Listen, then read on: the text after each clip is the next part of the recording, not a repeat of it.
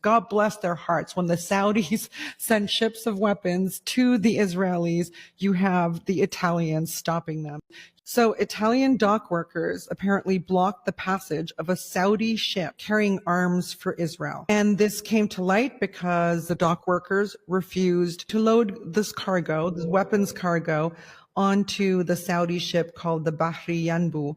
And we know the Saudis have relations with Israel nonstop.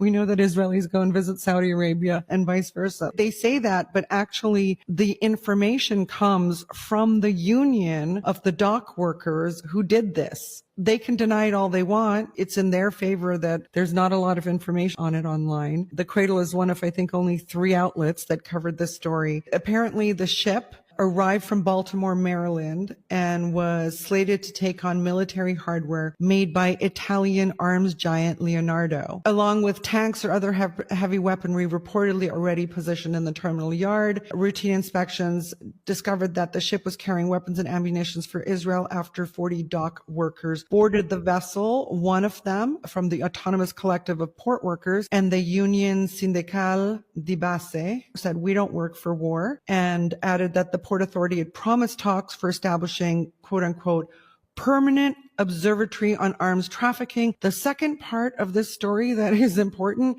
is that Italy says, the government level, that we don't ship arms to Israel.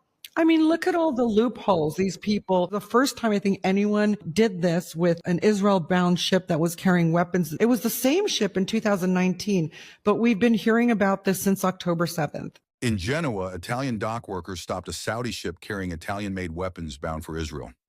The Bahri Yanbu, fresh from Baltimore, was set to load Italian-made arms and other heavy weapons. 40 dock workers boarded the vessel, uncovering ammunition and military gear for Israel's war on Gaza.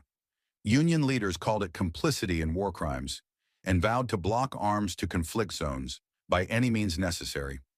Just weeks earlier, French dock workers forced another arms ship to leave port empty, part of a growing global movement. Behind the scenes, Saudi Arabia and the UAE have quietly aided Israeli military supplies, despite public statements supporting Palestine.